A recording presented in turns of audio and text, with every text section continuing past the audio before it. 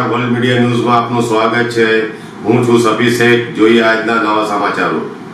અંકલેશ્વરમાં ડ્રગ્સના કાળા કારોબાર સામે પોલીસે વધુ એક કાર્યવાહી હાથ ધરી છે।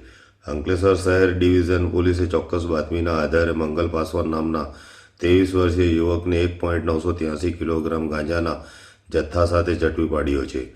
પોલીસને બાતમી મળી હતી કે એક યુવક રેક્ઝિનની બેગમાં ગાંજાનો જથ્થો લઈને હોન્ડા સાઇન મોટરસાઇકલ પર મીઠા ફેક્ટરીથી કેનાલ રોડ તરફ આવવાનો છે। બાતમીના આધારે પોલીસે પંચો અને અન્ય ટીમ સાથે વોચ ગોઠવી હતી।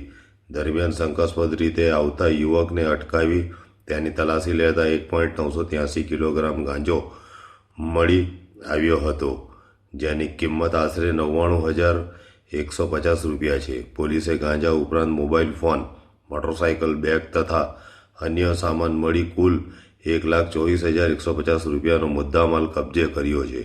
સમગ્ર મામલે અંકલેશ્વર શહેર ડિવિઝન પોલીસ મથકે NDPS એક્ટ હેઠળ ગુનો નોંધાયો છે।